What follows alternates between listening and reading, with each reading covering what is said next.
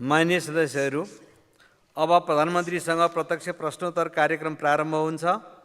सर्वप्रथम प्रश्नकर्ता माननीय सदस्य धनराज गुरुङलाई सम्माननीय प्रधानमन्त्रीसँग प्रश्न सोध्न अनुमति दिन्छु।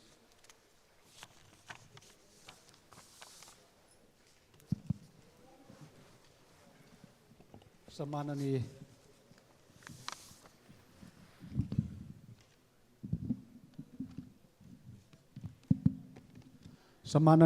सभामुख महोदय, सर्वप्रथम त नेपाली प्रजातान्त्रिक आन्दोलनका प्रणेता बीपी कोइरालाको हिजो परेको स्मृति दिवस, साथै नेपाली कम्युनिस्ट आन्दोलनका प्रणेता पुष्पलाल श्रेष्ठको आज परेको स्मृति दिवसका सन्दर्भमा दुवै नेताप्रति उच्च सम्मान व्यक्त गर्दछु।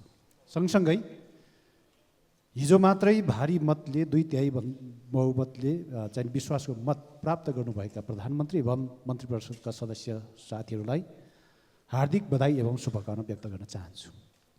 सम्माननीय सभामुख महोदय मार्फत सम्माननीय प्रधानमन्त्रीज्यूमा मेरो प्रश्न छ। नम्बर 1, आर्थिक वर्ष 2081-82 को बजेट वक्तव्यको क्रम सङ्ख्या 83, 84 र 85 मा उल्लेख भए बमोजिम गण्डकी त्रिभुज आयोजना आर्थिक दृष्टिकोणले महत्त्वपूर्ण छ।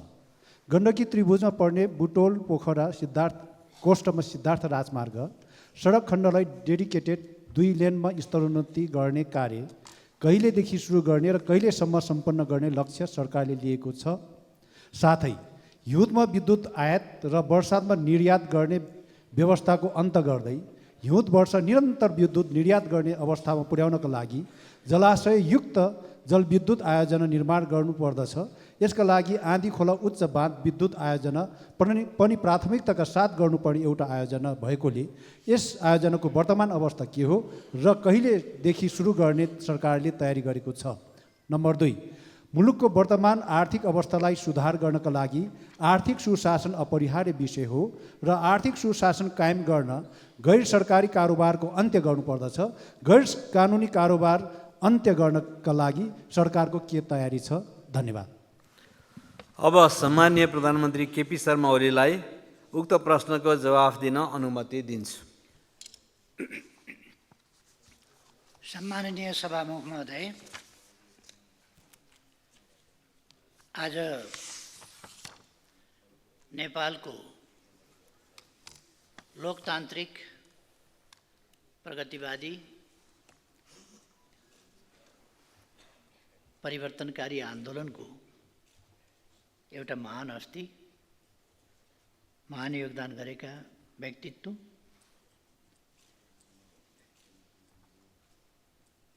महान चिन्तक, एउटा महान दार्शनिक, इतिहासविद पुष्पलाल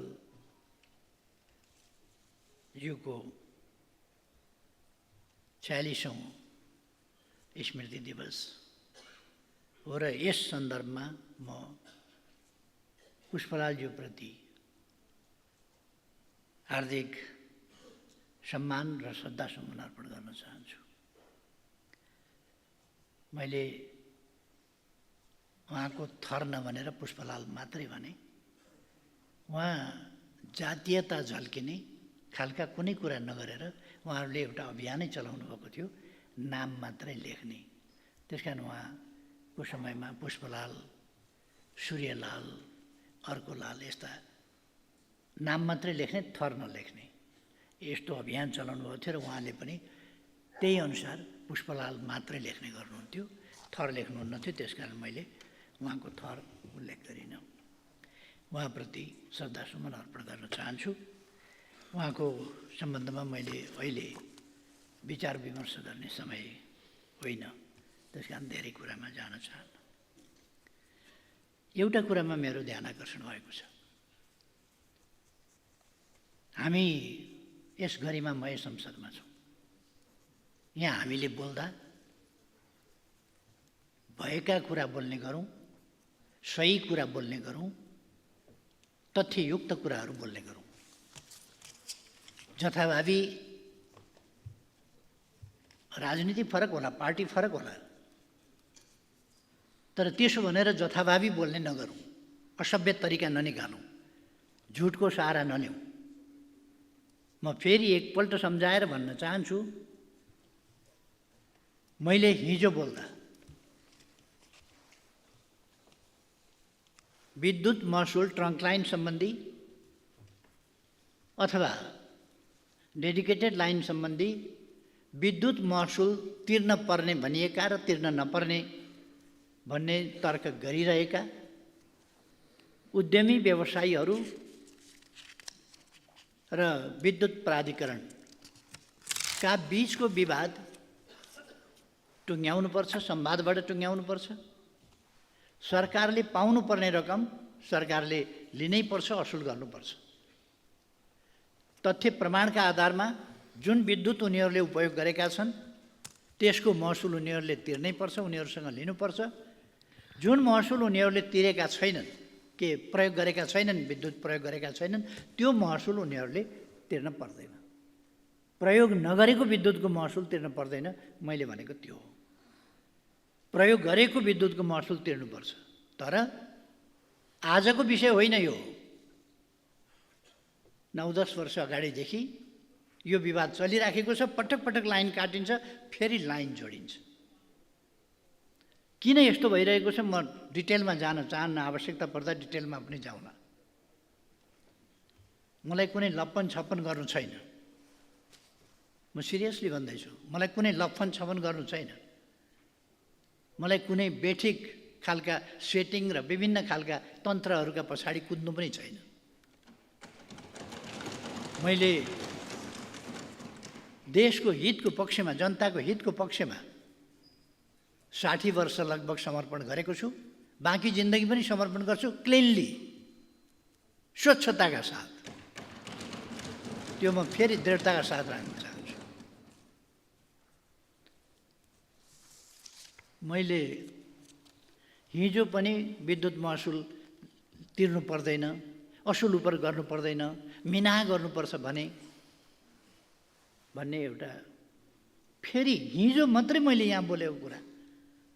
तिर्नुपर्ने जति तिर्नुपर्छ, तिर्नु नपर्ने तिर्नु पर्दैन, विवाद छ, हामी अध्ययन गरेर टुङ्ग्याउँछौँ भनिराखेको छु।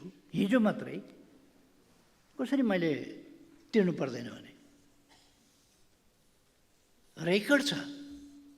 यहाँ उपस्थित हुनुहुन्न थियो भने रेकर्ड सुनेर कन्फर्म भएर कुरा गर्नु बाँच्छ नि। म भन्न चाहन्छु, हामी गरिमामय संसदमा छौँ। हामी जनताले छानेर पठाएका प्रतिनिधिले त्यस हैसियतमा बोल्नुपर्छ। कहिले सुन होइन पित्तल चढायो भनेको छ, कहिले अनेक प्रकारका फोटाहरू छपाएको छ, अनेक गरेको छ। यो खालको तरिका माननीयको हैसियतमा शोभनीय हुँदैन। सत्य कुराहरू गर्न सिक्नुपर्छ, सत्य कुरा बोल्नुपर्छ। भ्रष्टाचारका विरुद्ध बोलौँ, भ्रष्टाचार छोप्नका लागि अरूमाथि भ्रष्टाचारका लान्छना लगाउने काम नगरौँ। म मान्यज्यूहरूलाई भन्न चाहन्छु, हामी कुनै खेलवाड गर्न, यहाँ कुनै गालमुखाल गर्न यहाँ आएका होइनौँ। देश र जनताप्रति साँच्चैको जिम्मेवारी बोध गरेर हामी यहाँ आएका हौँ र अवस्थामा परिवर्तन ल्याउँछौँ। सङ्कल्पका साथ यहाँ आएका हौँ, गर्नका लागि यहाँ आएका हौँ। प्रधानमन्त्री बनेको कसैलाई चित्त नबुझ्या हुनसक्छ, ठिक छ नि, नबन्न सक्छ। कसैलाई मर्का पनि पर्या हुनसक्छ। यो त दलीय व्यवस्था हो। त्यो कुरा राजनीतिक हिसाबले, प्रश्नहरू राजनीतिक हिसाबले नै अगाडि बढाउँ। मैले हिजो पनि भने, कुनै आवेश उत्तेजनामा हामी छैनौँ, कुनै आग्रह पूर्वाग्रहमा हामी छैनौँ, कुनै प्रतिशोधको राजनीति हामी उचितै ठान्दैनौँ, गर्दैनौँ। तर झुटा लान्छनाहरू लगातार लगाउने कुरा प्रति जवाफदेही हुनुपर्छ भन्ने कुरा चाहिँ म राख्न चाहन्छु। सभामुख महोदय, मेरो निवेदन कि यो गरिमामय सदन सदन जस्तै होस्। हामीले सदनको मर्यादा गरिमा, यहाँ भएका छलफल, यहाँ उठाएका विषय, यहाँ उठेका प्रश्न यति हल्का फुल्का झुटा पूर्वाग्रहीपूर्ण हुनु हुँदैन कि सुन भनेर पित्तल चढायो भने जस्ता हावादारी कुरा यस गरिमामय संसदमा नबोलियोस्, क्या नगरियोस्। यति हल्का फुल्का बनाउनु हुँदैन हामीले यस गरिमामय संसदमा। मैले यति मात्रै भन्न खोजेँ। माननीय सभामुख महोदय, सम्माननीय प्रधानमन्त्रीजी एकछिन रोक्नुहोस्। मान्य सदस्य के भनाइ छ? सम्माननीय सभामुख महोदय, सम्माननीय प्रधानमन्त्रीजी कुन चाहिँ उसमा सन्दर्भमा अहिले बोल्दै हुनुहुन्छ, यो चाहिँ सायद कहीँ न कहीँ सभामुखज्यूले चाहिँ रुलिङ गर्नुपर्छ होला। प्रश्न उत्तरमा हुनुहुन्छ। धन्यवाद छ। मान्य सदस्य आसन ग्रहण गरौँ। मान्यजीको आसन ग्रहण गरौँ। ध्यान आकर्षण भएको छ, मैले त्यतै लान कोसिस गरिरहेको छु। मान्य सदस्य, मान्य सदस्य आसन ग्रहण गरौँ। प्रश्नोत्तर नै गरिराखेको छु म। कसलाई गाली गरेको छ र? मान्य सदस्य आसन ग्रहण गरौँ। गाली गरे, गाली नगरौँ भन्दैछु म, उल्टै गाली गरे। मान्य सदस्य आसन ग्रहण गरौँ। प्रधानमन्त्रीजीलाई विषय केन्द्रित भएर अगाडि बढ्नको लागि म निर्देश गर्दछु। सभामुख महोदय, म बिल्कुल विषय केन्द्रित छु, बिल्कुल विषय केन्द्रित छु। संसदमा उठेका प्रश्नहरूको लिखितको जवाब दिनुपर्ने, त्योभन्दा अगाडि अलिखित नै बिचमा बाटैमा आइपुग्यो। त्यसकारण यसो नगरौँ भन्ने मात्रै मेरो आग्रह हो। यसो नगरौँ। मैले कुनै गाली गलौज कसैलाई गरेको छैन, मैले खालि सचेत गराएको। आवेश उत्तेजनामा आउनुपर्ने कुनै आवश्यकता छैन। धन्यवाद। सभामुख महोदय, बजेट वक्तव्यमा उल्लेख भएको भरतपुर, बुटवल, पोखरा, मुगलिन, भरतपुरलाई तीनवटा कोणमा राखेर गण्डकी आर्थिक त्रिभुजको परियोजना निजी क्षेत्रसँग सहकार्यमा एकीकृत विकासको अवधारणा अनुरूप नमुना विकास अभियान सञ्चालन गर्ने गरी भनेर ल्याइएको कार्यक्रम हो। यस कार्यक्रमबाट यातायात पूर्वाधारको विकास मात्र नभएर औद्योगिक विकासका साथै ऊर्जा क्षेत्र, कृषि तथा पर्यटन क्षेत्रको विकास एवं रोजगारीका अवसरहरू सिर्जना हुने विश्वास गरिएको छ। प्रस्तुत गण्डकी त्रिभुज आयोजना अन्तर्गत पर्ने बुटवल, पोखरा, सिद्धार्थ राजमार्ग सडक खण्डलाई 2 लेनमा स्तरोन्नति गर्न चालु आर्थिक वर्षमा बजेट विनियोजन गरिएको छ भने सिद्धबाबा सुरुङ मार्गको कार्य अन्तिम चरणमा पुगेको छ। चालु आर्थिक वर्षको पहिलो त्रैमासिकबाटै काम गर्ने गरी बजेट कार्यान्वयन कार्ययोजना तयार भइसकेको छ। यस सन्दर्भमा साउन महिनाबाटै काम अगाडि बढाउने गरी सम्बन्धित निकायलाई निर्देशन समेत भइसकेको छ। प्रस्तुत सडकलाई सुरक्षित, छिटो गतिमा आधुनिक एवं आर्थिक करिडोरको रूपमा विकास गर्न निजी पुँजी समेत परिचालन गर्ने गरी नवीनतम विधिमा विकास सहायता समेत परिचालन गर्ने गरी प्रक्रिया अगाडि बढाइएको समेत जानकारी गराउन चाहन्छु। यसमा यद्यपि यो त्रिभुज गण्डकी आर्थिक त्रिभुज परियोजना भन्ने जुन छ, यो कति पर्याप्त अध्ययन, कति विश्लेषण, सम्भाव्यताको अध्ययन, कति विषयहरू नबाच्ने गरी ल्याइएको छ, त्यो अलिकति हेर्नु त पर्ने छँदैछ। त्यो हेरिनेछ। फेरि पनि यो विकास निर्माणसँग आएको कुरा हुनाले यसमा रहेका कमीहरूलाई करेक्सन गरेर सच्याएर र यसलाई प्रभावकारी ढङ्गले कार्यान्वयनमा अगाडि बढाइनेछ। म त्यो मान्यज्यूलाई आश्वस्त पार्न चाहन्छु। मान्यज्यूले उठाउनु भएको दोस्रो विषय आँधी खोला उच्च बाँध विद्युत आयोजनाको सम्बन्धमा स्पष्ट गर्न चाहन्छु। स्याङ्जा जिल्लाको कालीगण्डकी गाउँपालिका मोती चौरको आँधी खोलामा प्रस्तावित बाँधस्थल र गल्याङ नगरपालिकाको वडा नम्बर 3 मा विद्युत गृह रहेको आँधी खोला जलाशययुक्त जलविद्युत आयोजनाबाट 180 मेगावाट विद्युत उत्पादन गर्ने लक्ष्य रहेको छ। हालसम्म यस आयोजनाको पूर्व सम्भाव्यता अध्ययन गर्ने कार्य सम्पन्न भई वातावरणीय अध्ययन कार्य स्वीकृत भइसकेको छ। हालसम्मको अध्ययनबाट आयोजना निर्माण गर्न प्राविधिक रूपमा उपयुक्त देखिएको छ। यस आयोजनाको निर्माण गर्न गल्याङ नगरपालिकामा 712 घरहरू विस्थापित गर्नुपर्ने चुनौती भने रहेको छ। यस आयोजना निर्माणका लागि मोडालिटी टुङ्ग्याई लगानी जुटाउने, updated feasibility and detail design report तयार गर्ने, बोलपत्र आह्वान गरी निर्माण गर्ने लगायतका कार्य स्वीकृत कार्ययोजना अनुसार अगाडि बढाउने विश्वास दिलाउन चाहन्छु। मान्यज्यूले उठाउनु भएको अर्को विषय आर्थिक सुशासन कायम गर्ने सम्बन्धमा प्रश्न गर्न चाहन्छु।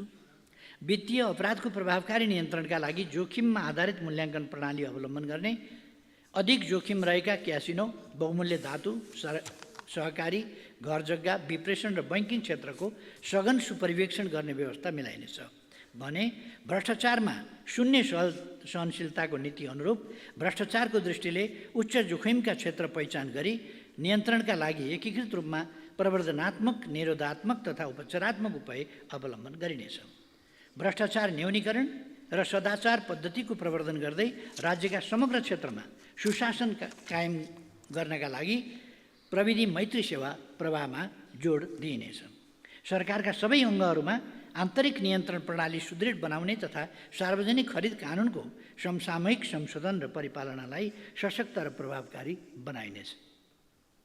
राजस्व चुहावट नियन्त्रण गरी गैरकानुनी आर्थिक कारोबार हुन नदिन सम्बन्धित निकायलाई क्रियाशील बनाई समन्वयात्मक रूपमा परिचालन गर्नुको साथै चोरी निकासी एवं पैठारी नियन्त्रणका लागि संयुक्त गस्ती परिचालन र छड्के जाँच तथा सुराकी परिचालनलाई प्रभावकारी बनाइनेछ। राजस्व परिचालनलाई प्रभावकारी बनाई आर्थिक सुशासन कायम गर्न केन्द्रीय बीजक अनुगमन प्रणाली, आशीकुडा प्रणाली, VCTS सूचना प्रणाली, भूमि व्यवस्थापन तथा अभिलेख सूचना प्रणाली बीच अन्तर आबद्धता कायम गरी एकीकृत करदाता सूचना प्रणालीको विकास गरिनेछ। यस्तै आयात हुने मालवस्तुको मूल्याङ्कनका लागि नियमित बजार सर्वेक्षण गरी सङ्कलन गरिएको सूचनाका आधारमा तथ्यपरक र वास्तविक भन्सार मूल्याङ्कन प्रणाली विकास गरिनेछ। स्रोत परिचालनको दबावलाई न्यूनीकरण गर्न राजस्व परिचालनका अन्य क्षेत्र परिचालन गरी राजस्वको दायरा विस्तारलाई थप प्रभावकारी बनाइनेछ। आन्तरिक ऋणलाई समेत पुँजीगत प्रकृतिका ठूला पूर्वाधार निर्माणमा केन्द्रित गर्दै जाने व्यवस्था मिलाइनेछ। आर्थिक क्रियाकलापमा आएको सुस्ततालाई सम्बोधन गर्नुपर्ने अवस्था रहेको छ। विगत वर्षमा विधि प्रक्रिया पुरा गरी कार्य सम्पन्न गर्ने क्रममा विधि सम्मत रूपमा सृजित दायित्व यकिन गरी चालु आर्थिक वर्षभित्र भुक्तानी गर्ने व्यवस्था मिलाइनेछ। चालु आर्थिक वर्षको मौद्रिक नीतिलाई थप लचिलो बनाई मुलुकको व्यावसायिक वातावरणमा थप सुधार गरिनेछ। मिटर ब्याज, सहकारी, लघुवित्तका क्षेत्र तथा क्रिप्टोकरेन्सीको प्रयोग तथा हुन्डी लगायतका माध्यमबाट ठगीका घटना बढ्दै गएकाले यस प्रकारका आर्थिक अपराधका घटनामा विद्यमान स्रोत साधन र उपलब्ध जनशक्तिबाट प्रभावकारी रूपमा अनुसन्धान गरी दोषीलाई कारबाहीको दायरामा ल्याइनेछ। धन्यवाद। अब अर्का प्रश्नकर्ता मान्य दीपक बहादुर सिंहलाई समय दिन्छु। सम्मान्य सभामुखज्यू, सम्मान्य प्रधानमन्त्रीज्यू,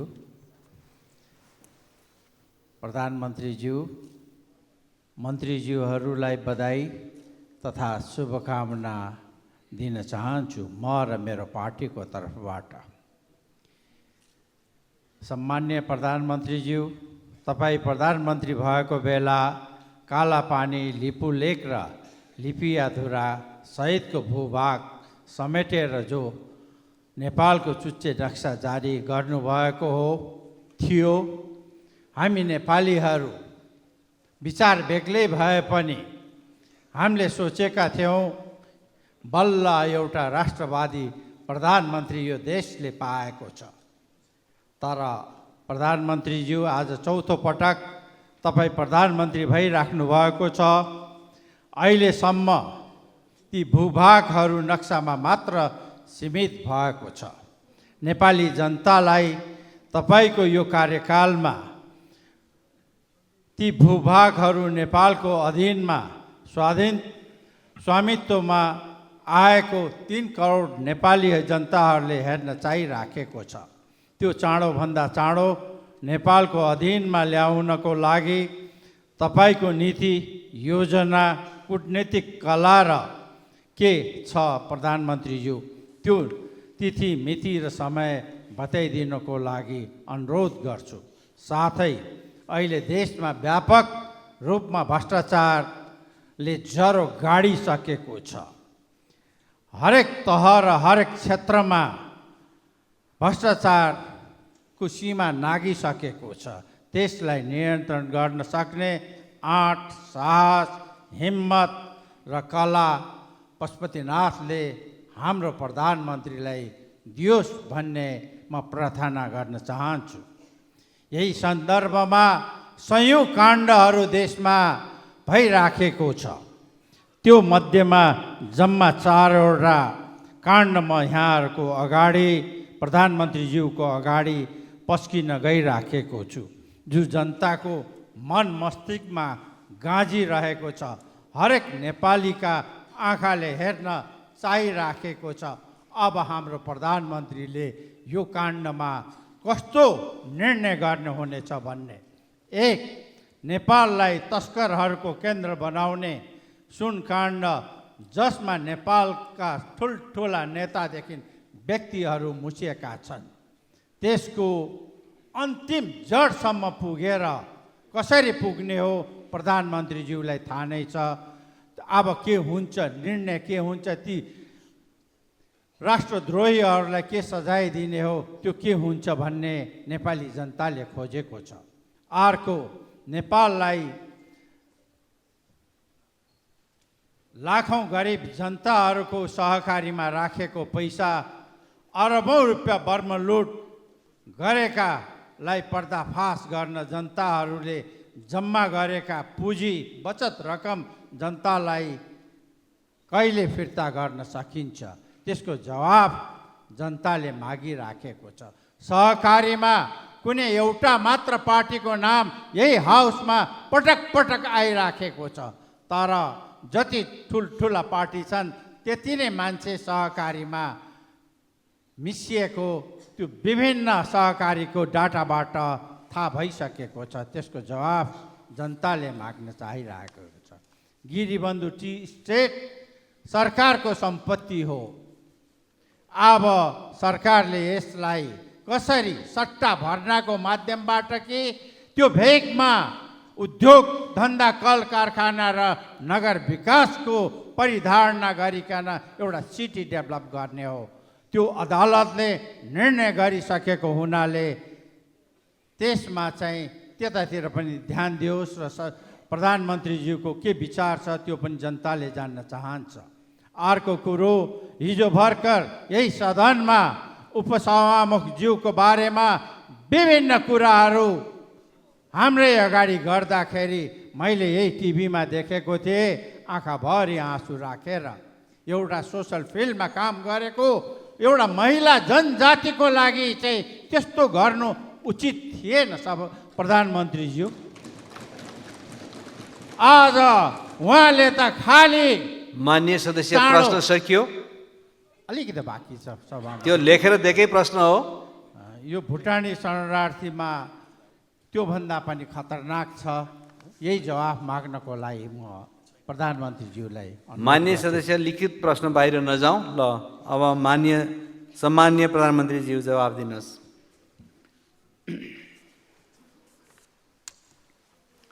सम्माननीय सभामुख महोदय, नेपालको अन्तर्राष्ट्रिय सीमाका सम्बन्धमा सङ्घीय संसद, नेपाल सरकार र सबै नेपाली स्पष्ट र दृढ रहिआएका छौँ।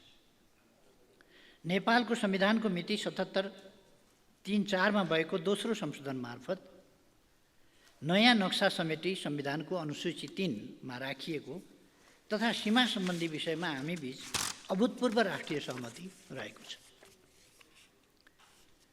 सुगौली सन्धि 1816 बमोजिम, लिम्पियादुरा, कालापानी र लिपुलेक लगायत काली अर्थात् महाकाली नदी पूर्वका सबै भूभाग नेपालको हो भन्ने कुरामा नेपाल सरकार दृढ र स्पष्ट रहेको छ।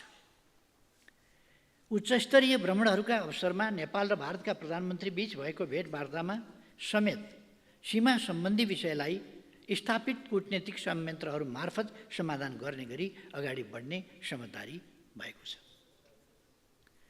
गत 2080 साल पुस 19मा सम्पन्न परराष्ट्र मन्त्री स्तरीय नेपाल भारत संयुक्त आयोगको 7औं बैठकमा समेत सिमानाको विषयमा छलफल भएको र नेपाल भारत सीमाको बाँकी खण्डमा काम छिटोभन्दा छिटो सम्पन्न गर्ने प्रतिबद्धता व्यक्त भएको छ। नेपाल भारत सीमा कार्य समूह नेपाल इन्डिया बाउन्ड्री वर्किङ ग्रुपबाट नेपाल भारत सिमानामा सीमा स्तम्भहरूको निर्माण, पुनर्स्थापना र मर्मतका साथै 10 गजा एवं क्रस होल्डिङको लगत तयार गर्ने जस्ता प्राविधिक कार्य निरन्तर रूपमा हुँदै आएका छन्। द्विपक्षीय अनुकूलतामा यसका बैठक सुचारू गर्ने सम्बन्धमा पहल भइरहेको छ। सुगौली सन्धि, विभिन्न नक्सा, ऐतिहासिक तथ्य तथा प्रमाण समेतका आधारमा सीमा समस्यालाई भारत सरकारसँग वार्ता र कूटनीति मार्फत समाधान गर्ने नेपाल सरकारको निरन्तर अडान र प्रतिबद्धता रहिआएको छ। सोही अनुरूप हाम्रो सक्रिय पहल रहने कुरा म स्पष्ट पार्न चाहन्छु। यस सम्बन्धमा दार्चुला जिल्लाको छाङ्ग्रुमा सशस्त्र प्रहरी बल नेपालको गुल्मे स्थापना गरिएको छ भने दार्चुला जिल्लामा भारततर्फ 5 वटा र चीनतर्फ एउटा गरी 6 वटा बिओपीहरू समेत थप गरिएको छ। सुशासन, सेवा प्रवाह र विकास निर्माणको बाधकको रूपमा रहेको भ्रष्टाचार निवारण वर्तमान सरकारको प्रमुख प्राथमिकताको विषय हो। भ्रष्टाचार निवारणका लागि सरकारले सम्भाव्य सबै उपायहरूको अवलम्बन गर्नेछ। सुनकाण्ड, सहकारी ठगी, नक्कली भुटानी शरणार्थी लगायतका मान्यज्यूले उठाउनुभएका विषयहरूमा म के प्रश्न पार्न चाहन्छु भने आम जनताको चाहना बमोजिम राष्ट्रिय हितको रक्षा गर्न, भ्रष्टाचार नियन्त्रण गरी सुशासन कायम गर्न सरकार प्रतिबद्ध छ। ठुला साना जोसुकै भए पनि दोषीलाई कानुनी दायरामा ल्याइने प्रतिबद्धता व्यक्त गर्न चाहन्छु। यस सम्बन्धी कतिपय विषयहरू न्यायिक निकायहरूमा विचाराधीन समेत रहेकाले सोही बमोजिम न्याय निरूपण हुनेछ। र म थप के भन्न चाहन्छु भने कुनै पनि प्रकारको भ्रष्टाचार सम्बन्धमा मुलायजा गरिने छैन, कुनै पनि दल विशेष भनेर हेरिने छैन, छुट्याइने छैन, कोही पनि भ्रष्टाचार गर्ने व्यक्तिका अनुहार हेरिने छैन। अनुहार नहेरिकन व्यवहार हेरेर कारबाही गरिनेछ। यसमा म गरिमामय संसदका सबै मान्य सदस्यज्यूहरूलाई ढुक्क रहन आग्रह गर्न चाहन्छु। धन्यवाद। अब प्रश्नकर्ता मान्य सदस्य डाक्टर धवल शमशेर जङ्गबहादुर राणा। सम्मान्य सभामुखज्यू, सम्मान्य प्रधानमन्त्रीज्यू, तपाईँलाई र तपाईँको मन्त्री परिषदको सफलताको शुभकामना गर्दै मैले त भ्रष्टाचारकै विषयमै सवालहरू राखेको थिएँ, तपाईँबाट त्यसको जवाबहरू आइसकेको छ। तैपनि म केही लेखेकै कुरामा थप्न चाहन्छु। यो आजको दिनमा नेपालमा राजनीति र राजनीति गर्ने नेताहरूलाई कस्तो दृष्टिकोणले जनताले हेर्छ, यो दृष्टिकोणलाई सुधार गर्नको लागि हामीले 2046 सालबाट नेताहरूको सम्पत्ति छानबिन गरेर दोषीलाई कारबाही गर्न पर्ने आवश्यकता छ।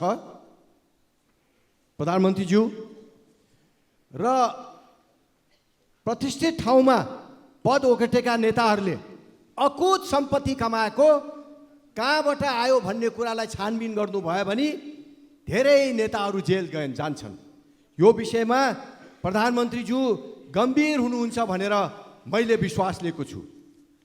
संविधानलाई नि के सकारात्मक रूपमा परिवर्तन गर्ने भनेर भन्नुभएको छ, त्यो पनि तपाईँले गर्नुहुन्छ भन्ने विश्वास लिएको छु। र भ्रष्टाचारकै विषयमा कुरा गर्दाखेरि हिजो मात्रै यो गरिमय सदनभित्र एकजना पूर्व मन्त्री, हालका सांसदले आफ्नो छोराको सर्टिफिकेटलाई टेकुमा गएर इक्विभलेन्स गर्दाखेरि दिनभरि उहाँलाई झुल्यायो, लट्क्यायो र 5 बजे बज्न लगाएपछि 5,000 रुपियाँ बिचौलियालाई दिएपछि उहाँको काम कागज तुरुन्तै हातमा आयो। उहाँले यस्तो भन्दा भन्दा यो सदन तरङ्गित भएको मैले देखिनँ। एकजना सांसदलाई नि त्यहाँ कर्मचारीका घुस दिएर काम गराइन्छ र सदन तरङ्गित हुँदैन। हामी गम्भीर हुँदैनौँ। हामीले देशलाई कहाँ पुगाइसकेको रहेछौँ। सदनभित्र सांसदसित पैसा मागेर पैसा लिँदाखेरि पनि हामीले त्यो विषयमा गम्भीरता देखाउन छाडिसकेको छौँ। मान्य त्यस कारणले- सदस्य आफ्नो लिखित प्रश्न पढ्न सक्नुहुन्छ, त्योभन्दा धेरै व्याख्यामा नजाउँ। धन्यवाद। के हो लिखित प्रश्न त्यसलाई सट्ट राखिदिनुहोस्। अन्तिममा हिजो राति पूर्व मन्त्री रामचन्द्र रायजीको फारममा उहाँको बर्बर रूपले हत्या भएको छ। प्रधानमन्त्रीज्यू, यो विषयमा दोषीलाई कारबाही हुन्छ भन्ने विश्वास लिएको छु। धन्यवाद। सम्माननीय प्रधानमन्त्रीज्यू। सभामुख महोदय,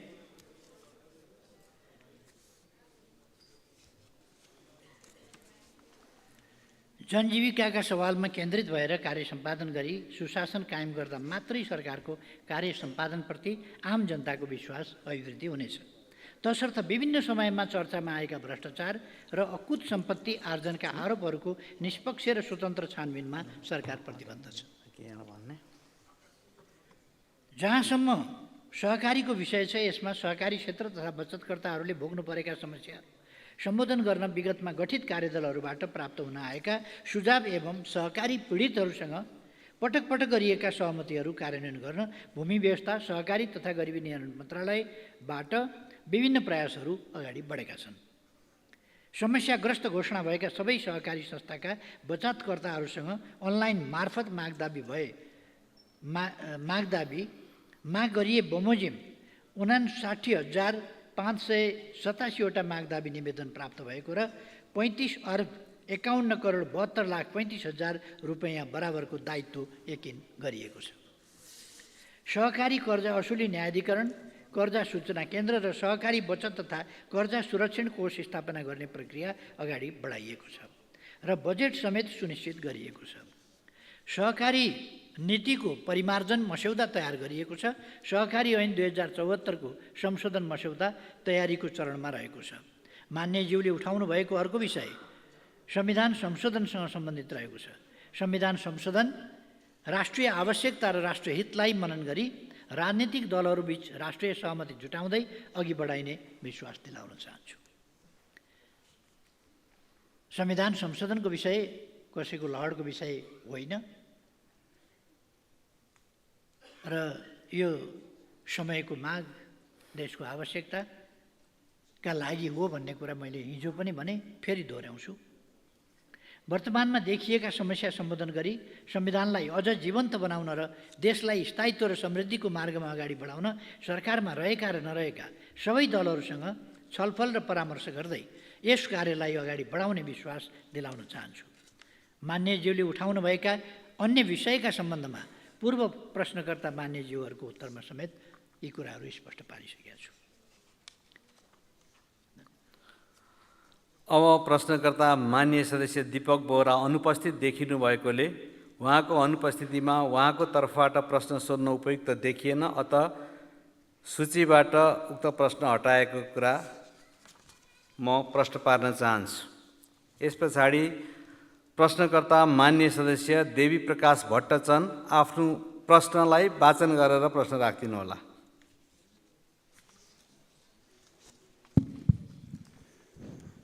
सम्माननीय सभामुख महोदय, सम्माननीय प्रधानमन्त्रीज्यू समक्ष जिज्ञासा र प्रश्न। बागलुङ जिल्लाको धोरपाटन नगरपालिकाको उत्तरगङ्गा जलाशययुक्त जलविद्युत आयोजना 828 मेगावाट र उक्त आयोजनाबाट जम्मा 1726 मेगावाट उत्पादन हुने साथै हिउँदे याममा 100% उत्पादन दिने योजना कहिले सुरु हुनेछ? साथै आन्तरिक तथा बाह्य पर्यटन विकास प्रबन्धनको लागि धोरपाटन विकास परियोजना स्थापनाको पहलको लागि माग गर्दछौँ। मुस्ताङ जिल्लाको लोमनथाङमा लम्बाइ 10 किलोमिटर, चौडाइ 4 किलोमिटर भएको उत्कृष्ट युरेनियमको भण्डार रहेको प्रारम्भिक अध्ययनले देखाएकोमा सोको उत्खनन प्रक्रिया कहिलेदेखि अगाडि बढ्छ? उक्त युरेनियम भण्डारबाट प्राप्त हुने आय स्रोतबाट स्थानीय सरकारलाई अत्याधिक रकम छुट्याई परम्परागत ढाँचाको बसोबास निर्माण गर्न स्थानीयवासीको माग रहेको अवगत गराउन चाहन्छु।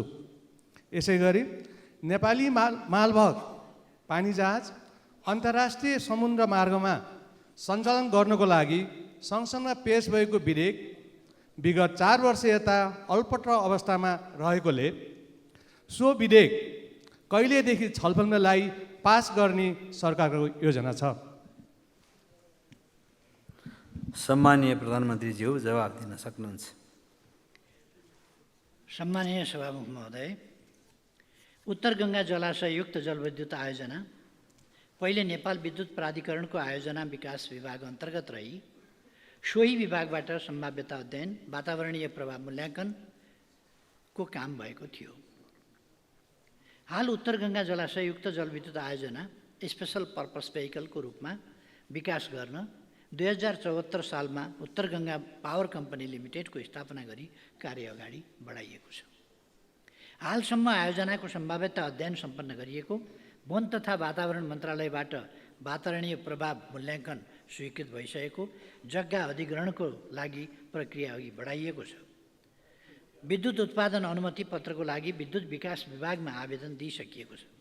हाल एनईए इन्जिनियरिङ कम्पनी मार्फत आयोजनाको review of feasibility study and basin and intervention option स्टडीको कार्य भइरहेको छ। एनईए इन्जिनियरिङ कम्पनी मार्फत आयोजनाको review of feasibility study and in basis and intervention option स्टडीको अन्तिम प्रतिवेदन प्राप्त भएपछि कन्स्ट्रक्सन मोडालिटी र फन्डिङ मोडालिटी निर्क्युल गरी आगामी 4 वर्षभित्र आयोजना निर्माण सम्पन्न गर्ने लक्ष्य रहेको छ। खानी तथा भूगर्भ विभागबाट अन्तर्राष्ट्रिय अटोमिक सङ्गठनको सहयोगमा भएको प्रारम्भिक अन्वेषणबाट मुस्ताङको लोमाङथाङ क्षेत्रमा उत्खनन योग्य गुणस्तर र परिमाणमा युरेनियमको खनिज भण्डार रहेको देखाएको छ। युरेनियम रणनीतिक खनिज भएकोले यसको उत्खनन पूर्व केही कानुनको सुधार, प्रयोगशालाको स्तरोन्नति, जनशक्ति विकास सँगसँगै गरी विस्तृत अन्वेषण र औद्योगिक उपयोगको मोडालिटी र सङ्गठन ढाँचा तय भए पश्चात मात्र उत्खनन गर्न सकिने देखिन्छ। यस कामको सन्दर्भमा पहिले नै म प्रधानमन्त्री दोस्रो कार्यकालमा हो क्यार म प्रधानमन्त्री भएको बेला होइन, पहिल्यै कार्यकालमा म प्रधानमन्त्री भएको बेला मैले त्यहाँ अन्वेषण गर्ने र त्यहाँ युरेनियम छ कि छैन भनेर पत्ता लगाउने काम गरेको थिएँ र त्यहाँ युरेनियम छ भनेपछि त्यसको सुरक्षाको, त्यस क्षेत्रको युरेनियम क्षेत्रको सुरक्षाको जिम्मा नेपाली सेनालाई लगाइएको थियो। त्यो ठाउँ सुरक्षित छ र त्यसको विधि पुर्याएर मैले यहाँ भने जस्तै यसको विस्तृत अन्वेषण र औद्योगिक उपयोगको मोडालिटी र सङ्गठन ढाँचा तय भएपछि मात्रै उत्खनन गर्न सकिने देखिने कुरा मैले निवेदन गरेकै छु। पानी जहाजको सञ्चालन तथा व्यवस्थापन सम्बन्धी कानुनलाई संशोधन र एकीकरण गर्न बनेको विधेयक नेपाल सरकार मन्त्री परिषदबाट मिति 81/3/27 संसदमा पेश गर्ने प्रयोजनार्थ स्वीकृत भई संसदमा पेश गर्ने प्रक्रियामा रहेको जानकारी गराउँदछु। अब प्रश्नकर्ता माननीय सदस्य दिलेन्द्र प्रसाद बडुलाई आफ्नो प्रश्न राख्न अनुमति दिन्छु।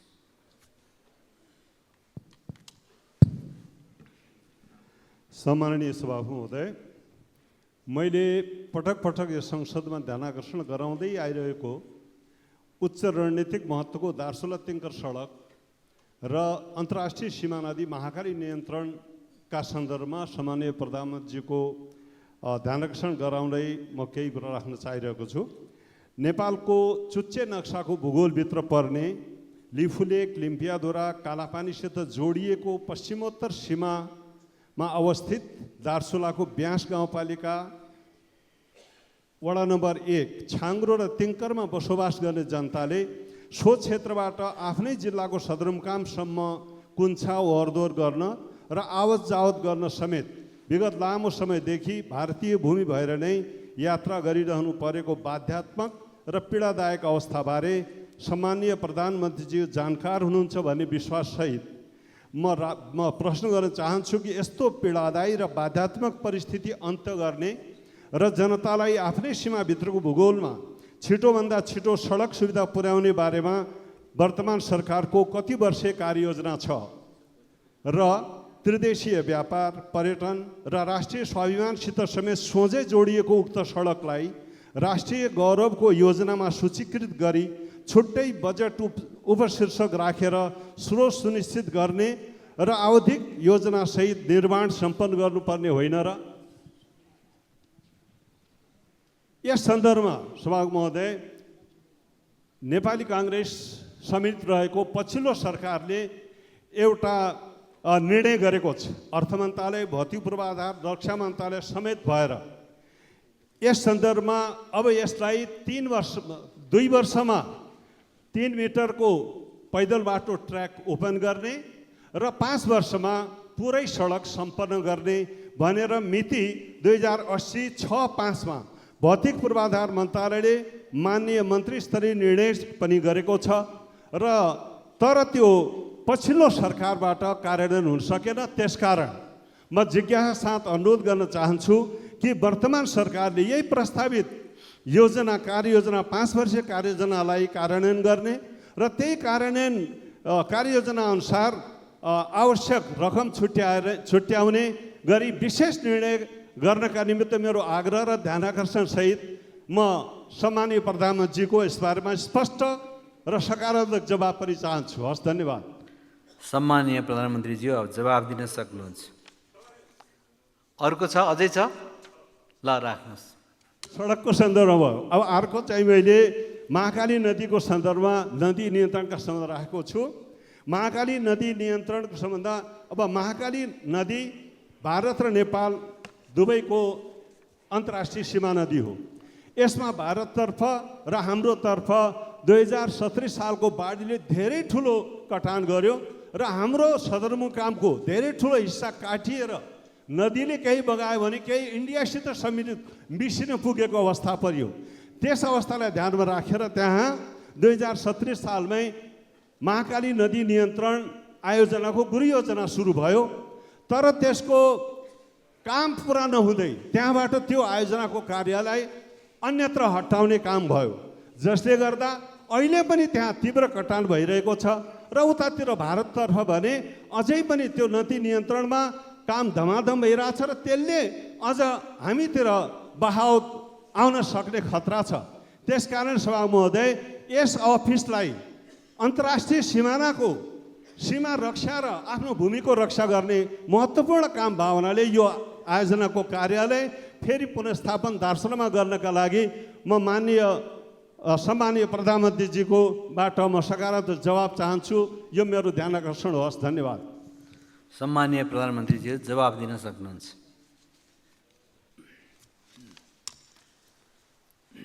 सम्माननीय सभामुख महोदय,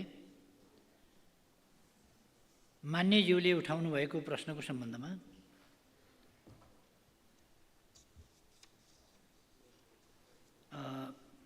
पूर्व प्रश्नकर्ता मान्यज्यूहरूको उत्तरका सन्दर्भमा समेत मैले प्रष्ट धारणा राखिसकेको छु। यहाँ मान्यज्यूले उठाउनुभएका अन्य विषयको सम्बन्धमा प्रश्न पार्न चाहन्छु। महाकाली करिडोर आयोजना अन्तर्गतको तुषारपानी कोटेश्वर टिङ्कर खण्डमा 80% कडा चट्टान रहेको र विस्फोटक पदार्थको व्यवस्थापनको सहजता भई निर्माण कार्यमा कम समय लाग्ने र कार्यप्रगति छोटो हुने उद्देश्यका साथ नेपाली सेना मार्फत कार्य भइरहेको छ। यो निर्णय सभामुख महोदय, म प्रधानमन्त्री भएकै बेला 77 साल वैशाख 14 गतिको मन्त्री परिषदको निर्णयबाट दार्चुला तिङ्कर सडकको 134 किलोमिटर मध्ये निर्माण हुन बाँकी रहेको 79 किलोमिटरको अन्तिम सडक खण्ड तुषारपानी कोठेदार तिङ्कर सडक निर्माणको जिम्मा नेपाली सेनालाई सुम्पिने निर्णय गर्दा साबिककै उक्त निर्णयमा नै साबिक जस्तै रातो किताबमा बजेट विनियोजन भइरहेको अवस्था समेत त्यसलाई अन्त्य गरेर, किनभने त्यो चट्टानी भूभाग भएको हुनाले अरूले गर्न गाह्रो हुने भएको हुनाले नेपाली सेनालाई सुम्पिएको थियो।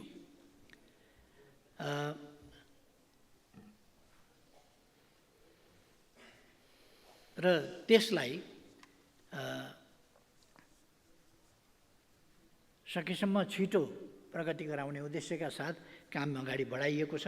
बढाइने कुरा म मान्यज्यूलाई आश्वस्त पार्न चाहन्छु। छुट्टै बजेट शीर्षकको सन्दर्भमा रक्षा मन्त्रालयबाट कार्यान्वयन भइरहेको तराई मधेस द्रुत मार्ग बाहेक अन्य कुनै पनि नेपाली सेनाले निर्माण गर्ने सडकमा छुट्टै बजेट उपशीर्षक कायम भएको अवस्था छैन। तथापि यथेष्ट बजेट विनियोजनका सन्दर्भमा भने बजेट अभावका कारण कार्य प्रगतिमा कुनै कमी हुन नदिने, नेपाली सेनाबाट माग भए बमोजिम नै विगतमा पनि बजेट व्यवस्थापन भएको र भविष्यमा समेत बजेट कमी हुन नदिने विश्वास म व्यक्त गर्न चाहन्छु। सङ्घको कार्यक्षेत्र रहेका सुदूरपश्चिम प्रदेशको पहाडी क्षेत्रमा सिँचाइ र नदी नियन्त्रणका कार्यहरू प्रभावकारी रूपले सम्पादन गर्न दार्चुलाबाट बैतडीको पाटनमा कार्यालय स्थानान्तरण गरिएको थियो। तटबन्ध निर्माण कार्यान्वयन एवं आवश्यक अनुगमनका लागि सम्पर्क कार्यालय र केही प्राविधिकहरू दार्चुलामा पनि राखिएको छ। साथै बैतडी स्थित कार्यालयले पनि यस सम्बन्धी कार्य गर्ने जानकारी गराउन चाहन्छु। यति नै ठिक छ। अब प्रश्नकर्ता मान्य सदस्य दुर्गा राईलाई प्रश्न राख्न अनुमति दिन्छु।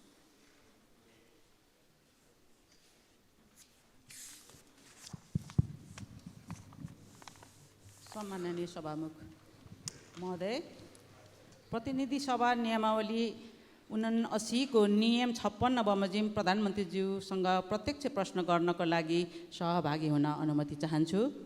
सभामुख महोदय मार्फत सम्माननीय प्रधानमन्त्रीज्यूलाई मेरो प्रश्न। सर्वप्रथम प्रधानमन्त्रीज्यूलाई बधाई दिन चाहन्छु। गत असार 17 गते मध्यराति के पर्यो त्यस्तो आपद 12 घण्टा उज्यालो पर्खिन नसकिने गरी संसदको पहिलो र दोस्रो सङ्ख्याका ठुलो दलहरूले 7 बुँदे सम्झौता गर्नुको कारण के हो र यसलाई आम नेपाली नागरिकले थाहा पाउँदा विद्रोह गर्ने बुँदाहरू समावेश छन् र अर्को कुरा संविधान संशोधन गर्ने भन्दै आम उत्पीडितहरूको प्राप्त अधिकार खोज्न लागि त होइन भन्ने आम उत्पीडित समुदायहरूको चासो छ। साथै प्रधानमन्त्रीज्यू, कानुन न्याय तथा मानव अधिकार समितिमा रहेको सङ्क्रमणकालीन न्याय सम्बन्धी विधेयक कहिले टुङ्गाउने हो? सरकार र प्रधानमन्त्रीज्यूको के भनाइ छ?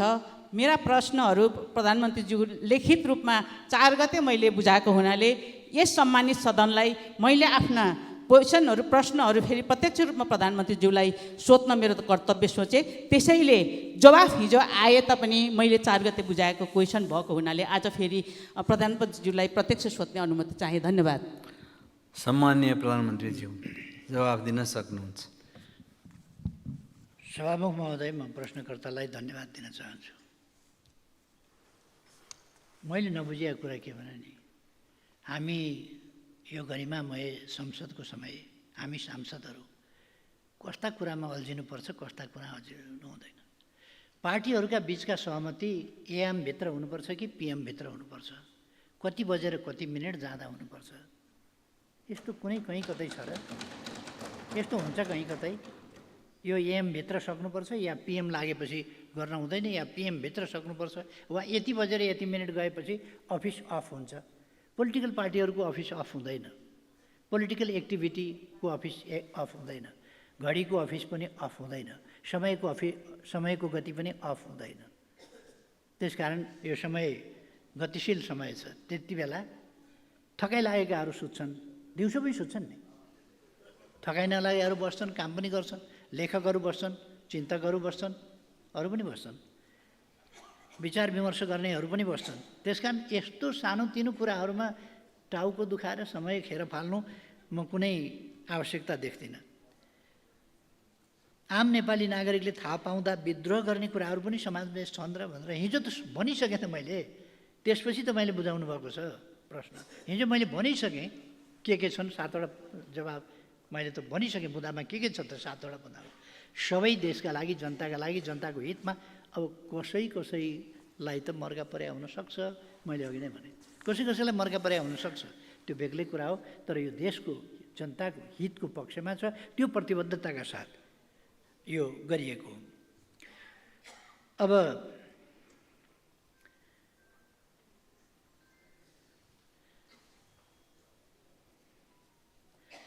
संसदीय समितिमा रहेका विधेयकहरूलाई टुङ्गोमा पुर्याउने सन्दर्भमा मान्यज्यूहरूले समेत सक्रिय र क्रियाशील भई सहयोग गर्नुहुनेछ।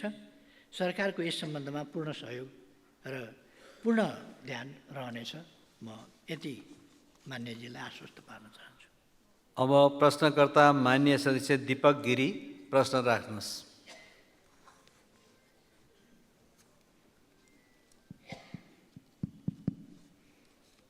सम्मान्य सभामुखज्यू, सम्मान्य प्रधानमन्त्रीज्यू, म सर्वप्रथम नेपाली राजनीतिका शिखर पुरुष महामानव बिपी कोइराला, शिखर पुरुष पुष्पलालजीलाई श्रद्धासुमन टक्राउँदै म आफ्ना केही भनाइहरू राख्न चाहन्छु।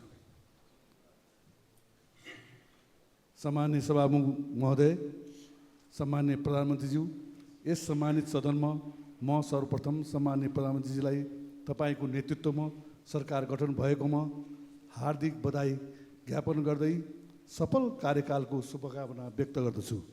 वास्तवमा जब जब मुलुक सङ्कटहरूको भुमरीमा रुमलिन थाल्छ तब तब नेपाली कङ्ग्रेस र नेकपा एमाले एकसाथ उभिएर सङ्कटको निकासका लागि अग्रसर भएको इतिहास छ।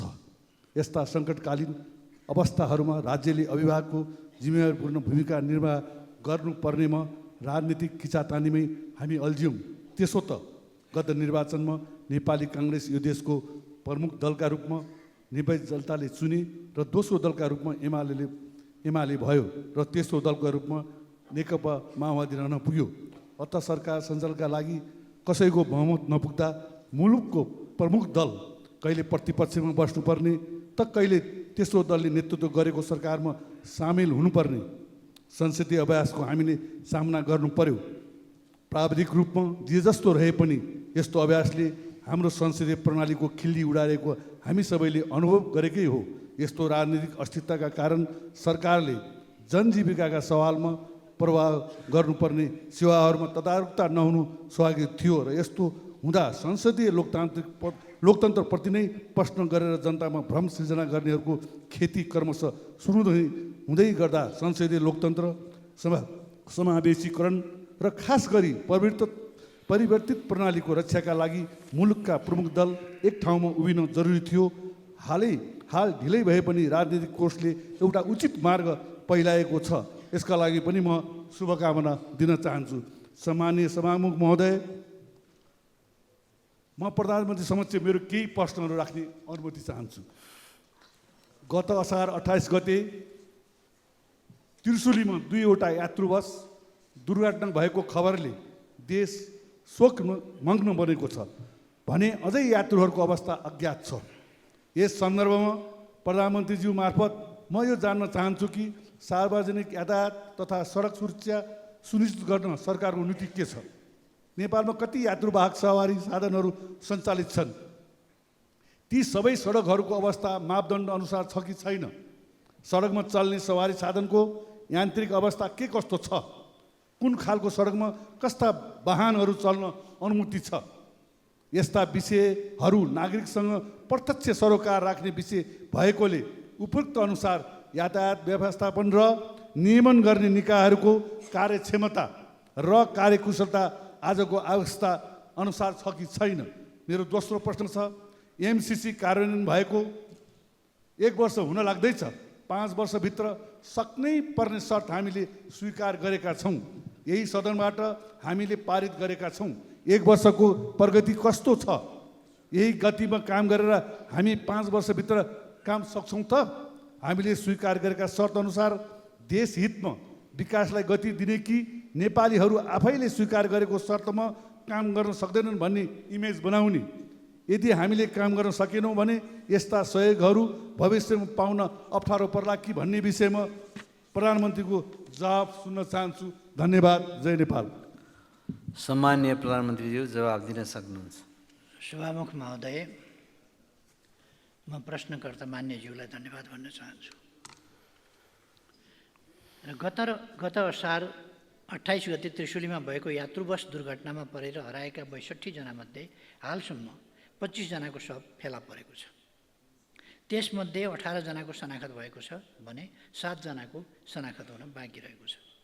आजको मितिमा नेपाली सेना 14 जना, नेपाल प्रहरी 56 जना र सशस्त्र प्रहरी बल नेपालका 126 जना गरी 197 जना सुरक्षाकर्मीले खोजी कार्य गरिरहेका छन् भने श्रावण 5 गतेदेखि 12 जना भारतीय गोताखोरहरू समेत परिचालन गरिएको छ। शवहरू बगेर भारतीय भूमिमा समेत पुगेको अनुमान गरिएकाले भारतको पश्चिम चम्पारण स्थित स्थानीय प्रशासन मार्फत शव खोजीका लागि भारतीय दूतावास मार्फत अनुरोध गरिएको छ। फेला परेका 25 शवहरू चितवन, नवलपरासी पूर्व, नवलपरासी पश्चिम र भारतीय भूमिमा समेत फेला परेका छन्।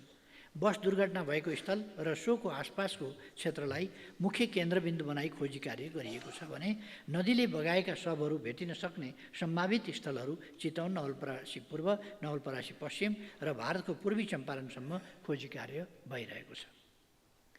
धमिलो पानी, नदीको उच्च भाव गति र 30-40 मिटर गहिरो नदीका कारण खोजी कार्यमा अपेक्षित सफलता मिल्न सकेको छैन। तथापि उपलब्ध प्राविधिक उपकरण, जनशक्तिको सम्पूर्ण सामर्थ्य प्रयोग गरी सुरक्षा निकाय परिचालन र स्थानीय प्रशासनले स्थानीय नागरिकहरू समेतको सहयोगमा खोजी कार्यमा निरन्तरता दिएको छ।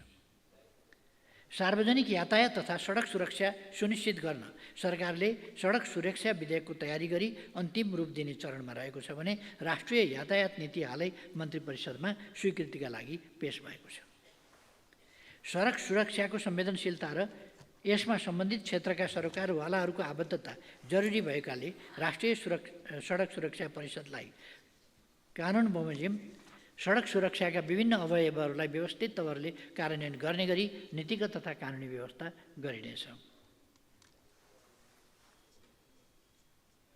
एमसीसी सम्झौता अनुरूप ट्रान्समिसन लाइन, सब स्टेसन तथा सडक स्तरोन्नतिका आयोजना तोकिएको समय 5 वर्षभित्रै सम्पन्न गर्ने गरी कार्ययोजना स्वीकृत भई सोही अनुसार कार्य अगाडि बढेको जानकारी गराउन चाहन्छु। आयोजनाको सब स्टेसन निर्माणका लागि ठेक्का सम्झौता समेत भइसकेको छ। ट्रान्समिसन लाइनको सम्बन्धमा एउटा खण्डको ठेक्का सम्झौता हुने चरणमा पुगेको छ भने बाँकी काम तीव्र रूपमा अगाडि बढेको छ। एमसीसीबाट प्राप्त हुने अमेरिकी डलर 500 मिलियन बराबरको रकम सम्झौता अवधिभित्र पुरै उपयोग गर्ने गरी वित्तीय योजना ढाँचा कार्यान्वयन हुनेछ। प्रस्तुत आयोजना सम्पन्न भए पश्चात नेपालको ऊर्जा क्षेत्रको विकासमा विशेष योगदान पुग्नेछ भने सडक स्तरोन्नतिमा नयाँ प्रविधि हस्तान्तरण हुने समेत जानकारी गराउन चाहन्छु। अब प्रश्नकर्ता माननीय सदस्य दिनेश कुमार यादव प्रश्न राख्नुहोस्।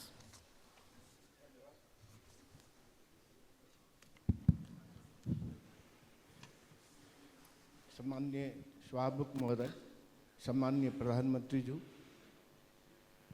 आज प्रत्यक्ष प्रश्नको रूपमा हामीले आज 22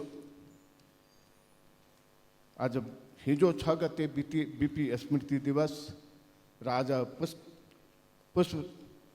पुष्पलालजीको आज स्मृतिको दिवसको अवसरमा उहाँहरूप्रति हार्दिक श्रद्धाञ्जली अर्पण गर्न चाहन्छु।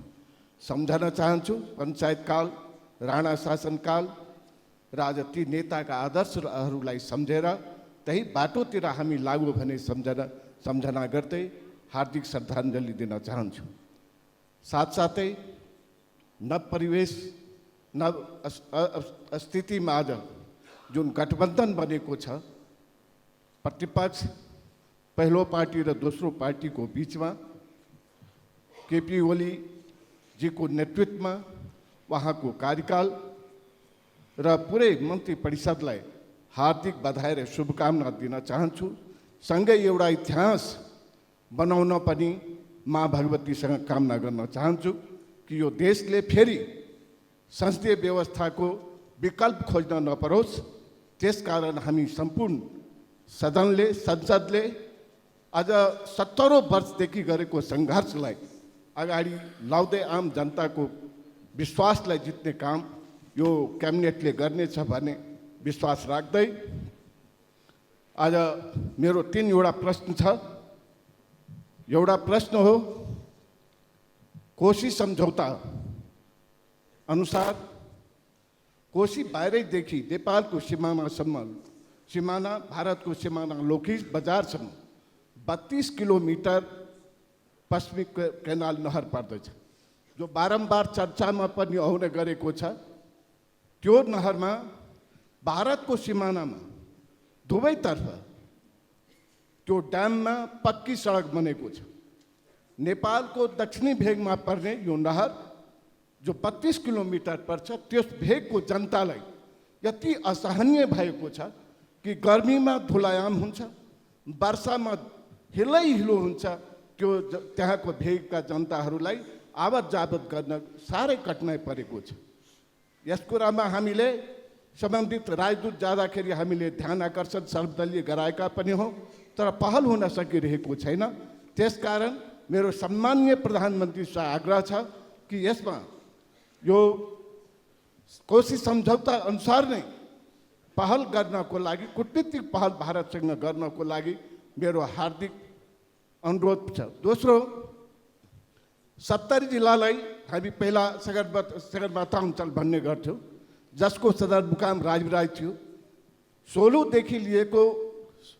सोलुदेखि राजविराजसम्म हामीले पहिला पनि धेरै प्रयास गरेको कि यो सडक सगरमाथासँग जोडेर 70 को भारतको सिमानासँग एउटा सडक कायम होस्। तर धेरै प्रयासहरू भयो, धेरै सरकारको कार्यक्रमहरूमा, तर हुन सकेन। तर अहिले हुलाकी सडक अन्तर्गत यो सडकलाई विगत वर्षमा गाईघाटदेखि लिएर भारतको बनिनिया सीमासम्म लगभग 30 किलोमिटर पर्छ, जसको हुलाकी सडकले अर्थ मन्त्रालयमा स्वीकृतिको लागि फाइल पेश गर्दा त्यो हुन सकेन। मेरो आग्रह छ कि यो सडक पहाडी जिल्ला र 70 जिल्लालाई जोड्न, त्यहाँको जीवनयापनलाई बढाउन र समदूर सम्बन्ध पहाड र तराईको मधेसको हुनको लागि पनि यो सडक अति आवश्यक छ। यसमा प्रधानमन्त्रीको पहल होस् भन्न म चाहन्छु। अर्को, हामीले कृषिका कुरा गऱ्यौँ। कमला डाइभर्सन के अरे सुनकोशी मरिन डाइभर्सनको कुरा सबैले हामी उठायो। यो जिल्ला कति जिल्लामा जान्छ? पूर्वको जिल्ला पर्ने 70 सिराहामा यो पानी पुग्न सक्दछ, त्यहाँको किसानलाई सिँचाइ हुन सक्दछ। त्यसकारण आग्रह छ कि राष्ट्रिय गौरवको योजनाभित्र राखेर कमला कोशी डाइभर्सनलाई त्यहाँ 70 सम्मको सिँचाइ योजनामा परिवर्तन गर्नको लागि प्रधानमन्त्रीसँग हार्दिक अनुरोध छ। धन्यवाद। जय नेपाल। प्रश्नभन्दा पनि मान्यज्यूले त माग राख्नुभयो जस्तो देखियो। खैर जे होस्, सम्माननीय प्रधानमन्त्रीज्यू जवाब दिन सक्नुहुन्छ। सभामुख महोदय, नेपालको भूभागमा पर्ने कोशी पश्चिम नहरको बाँधमा क्रमशः सडक कालोपत्रे भइरहेको छ। नहरको किनार अतिक्रमित भएकोले उक्त अतिक्रमण हटाई कालोपत्रे गर्न नेपाल सरकार, नेपाल र भारत द्विपक्षीय संयन्त्र मार्फत अनुरोध गरिनेछ। अर्को दोस्रो प्रश्न, उदयपुरको गाईघाटदेखि भारतीय सीमासम्मको सडक निर्माणको सन्दर्भमा पूर्व तयारीका कार्यहरू सम्पन्न भई गत आर्थिक वर्ष 80-81 मा स्रोत सहमति माग भएकोमा आर्थिक चापका कारण अगाडि बढाउन नसकिएकोले यस आर्थिक वर्षमा प्राथमिकताका साथ अगाडि बढाउने काम गरिनेछ। तेस्रो प्रश्न मान्यज्यूले उठाउनु भएको, नेपाल र भारतबाट संयुक्त रूपमा कोशी उच्च बाँधसँगै सुनकोशी कमला डाइभर्सन अध्ययनको चरणमा रहेको छ। अध्ययन सम्पन्न भएपछि यसको कार्यान्वयन अगाडि बढाइनेछ। यसै सन्दर्भमा मान्यजीले सुनकोशी मरिनको पनि कुरा गर्नुभएको थियो। त्यो मैले नै त्यसको शुभारम्भ शिलान्यास पनि गरेको थिएँ, त्यस आयोजनालाई अगाडि बढाएको थिएँ र यसलाई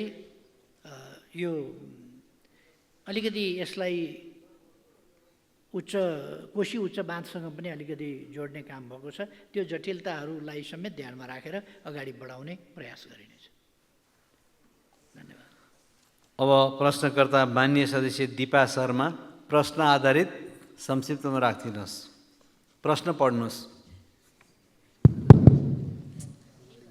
सम्माननीय सभामुख महोदय, आज नेपाल कम्युनिस्ट पार्टीका संस्थापक नेता आदरणीय पुष्पलालको 46औं स्मृति दिवसको अवसरमा उहाँप्रति उच्च सम्मानसहित भावपूर्ण श्रद्धाञ्जली व्यक्त गर्न चाहन्छु। हाम्रो पार्टीका श्रद्धेय अध्यक्ष एवं सम्माननीय प्रधानमन्त्री केपी शर्मा ओली लगायत उप प्रधानमन्त्री र मन्त्रीज्यूहरूलाई हार्दिक बधाईसहित सफल कार्यकालको सफलताको शुभकामना व्यक्त गर्न चाहन्छु। सम्माननीय प्रधानमन्त्री, राष्ट्रवादी एवं विकासका पर्यायवाची केपी शर्मा ओली र यो सरकारसँग सम्पूर्ण नेपाली नागरिकले निकै आशा, विश्वास र भरोसा गरेका छन्। जनताका आशा, विश्वास र भरोसा पुरा हुनेछन् भन्ने कुरामा मलाई विश्वास छ। म आज यो प्रश्न उत्तर कार्यक्रममा सम्माननीय प्रधानमन्त्रीज्यूलाई मेरो जिज्ञासा प्रश्न यस प्रकार रहेको छ। 2077 सालमा सम्माननीय प्रधानमन्त्रीज्यू नै त्यतिखेर सरकारको नेतृत्व गर्नुभएको थियो र यहाँको नेतृत्वमा गठित सरकारले आफ्नो कार्यकालमा थालनी गरिएका कैयौँ राष्ट्रिय गौरवका आयोजनाहरू, निर्वाचन क्षेत्र केन्द्रित रणनीति योजनाहरू र पालिका केन्द्रित योजनाहरू जस्तै सडक, पुल, अस्पतालहरू, बहुप्राविधिक विश्वविद्यालय, औद्योगिक ग्राम, प्रधानमन्त्री आधुनिक कृषि कार्यक्रम, राष्ट्रपति शैक्षिक सुधार कार्यक्रम, पोखरा क्षेत्रीय अन्तर्राष्ट्रिय विमानस्थल, गौतम बुद्ध अन्तर्राष्ट्रिय विमानस्थल, पुष्पलाल लोकमार्ग, मदन भण्डारी राजमार्ग, करिडोर र चक्रपथहरू, खेल मैदान, रङ्गशाला, रेलमार्ग, न्यानो सेटेलाइट र भूमि सम्बन्धी समस्याहरू जस्तै यस्ता धेरै जो अहिलेसम्म पनि कतिपय अगाडि बढ्नै सकेका छैनन् भने धेरै जसो योजनाहरू अलपत्र र अधुरा नै रहेका छन्। यी योजनाहरूलाई अगाडि बढाउनेतर्फ सम्माननीय प्रधानमन्त्रीज्यूले कसरी सोच्नु भएको छ जान्न चाहन्छु। धन्यवाद। सम्माननीय प्रधानमन्त्री जवाफ दिन सक्नुहुन्छ। माननीय सदस्यज्यूलाई धन्यवाद छ। समृद्ध नेपाल, सुखी नेपाली जो राष्ट्रिय आकाङ्क्षा हो, त्यो पुरा गर्न जसलाई हामीले गन्तव्य बनाएका छौँ त्यसलाई प्राप्त गर्न नै मैले 77 सालमा मेरो नेतृत्वमा गठित सरकारले कैयौँ राष्ट्रिय गौरवका आयोजनाहरू, यो 77 मा मात्रै होइन कि अगाडिदेखि नै यो 74बाटै हामीले सुरु गरेका थियौँ र 75, 76, 77, 78 सम्म हामीले विभिन्न आयोजनाहरू अगाडि बढाएका छौँ र कैयौँ राष्ट्रिय गौरवका आयोजनाहरू, निर्वाचन क्षेत्र केन्द्रित रणनीतिक योजनाहरू र पालिका केन्द्रित योजनाहरू सुरुवात गरेका थियौँ।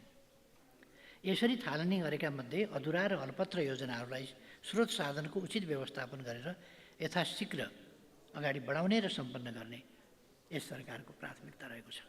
मैले हिजो पनि भनेको थिएँ, थालेका कामहरू सिद्ध्याउने हाम्रो प्राथमिकता हुनेछ। नयाँ नयाँ थाल्ने मात्रै होइन, थालेका काम सिद्ध्याउने, पुरा गर्ने, नतिजा प्राप्त गर्ने, यो हाम्रो प्राथमिकतामा रहन्छ अहिले भनेर मैले हिजो पनि बोलेको थिएँ। अर्को, कतिपय मान्यजीहरूले हिजोको बहसमा पनि मैले सुने, पूर्वाधार विकासका कुराहरूलाई खेर गएको जस्तो ठान्ने, यो सम्पत्ति खेर गएको जस्तो ठान्ने। पूर्वाधार, विकासका पूर्वाधार भनेको विकासका पूर्वाधार हो नि त। पूर्वाधार नै नभइकन, पूर्वाधार भनेको जग जस्तो हो, पूर्वाधार नै नभइकन विकास कसरी हुन्छ त? विकासको पूर्वाधार। त्यसकारण पूर्वाधार भनेको विकासभन्दा अगाडि आउने चिज हो। त्यसले विकास अगाडि बढाउँछ, विकास अगाडि बढाउन मद्दत गर्छ। त्यसकारण त्यसलाई पूर्वाधार भनिन्छ। त्यो कुरा अलिकति नबुझ्न खोजेको जस्तो, अस्पताल भवन किन बनायो, विद्यालय भवन किन बनायो, कतिपय राष्ट्रिय गौरवका कुराहरू हुन्छन्, किन बनाइए, त्यसले कति लिटर दुध दियो, कति बोरा धान फल्यो, कति घोगा मकै फले जस्तो हिसाब हुँदैन त्यसको। हाम्रा कतिपय गौरवका कुरा हुन्छन्, हाम्रा कतिपय इतिहासका कुरा हुन्छन्, कतिपय ऐतिहासिक धरोहरहरू हुन्छन्, हाम्रो संस्कृति हुन्छ। त्यसकारण यसलाई ठ्याक्कै तत्कालको आयव्ययमा मात्रै जोडिँदैन। त्यसको विकासको समग्र विकासको अभियानसँग, गतिसँग र विकासका आधारसँग र उपलब्धिहरूसँग त्यसको सरोकार हुन्छ।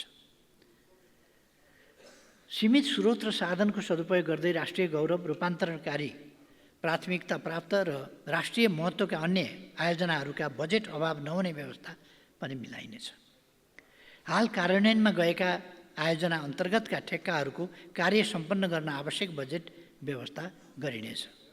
साथै ठेक्का व्यवस्थापनलाई चुस्त बनाइने र जिम्मेवार पक्षलाई जवाबदेही बनाइनेछ। आज 10 जना मान्यहरूले लिखित प्रश्न पठाउनु भएको भए पनि एकजना प्रश्नकर्ता अनुपस्थित रहनुभयो। 9 जना मान्यज्यूहरूले प्रश्न गर्नुभयो। मैले सबै मान्यज्यूहरूका सबै प्रश्नहरूको जवाफ उपयुक्त ढङ्गले दिएको छु भन्ने ठानेको छु र म सबै प्रश्नकर्ता मान्यज्यूहरूलाई र सबै प्रश्नोत्तर कार्यक्रममा सहभागी सबै मान्यज्यूहरूलाई पनि धन्यवाद भन्न चाहन्छु। सभामुख महोदयले समय दिनुभएकोमा धेरै धेरै धन्यवाद। सम्माननीय प्रधानमन्त्रीलाई आफ्नो आसन ग्रहण गर्न अनुरोध गर्दछु।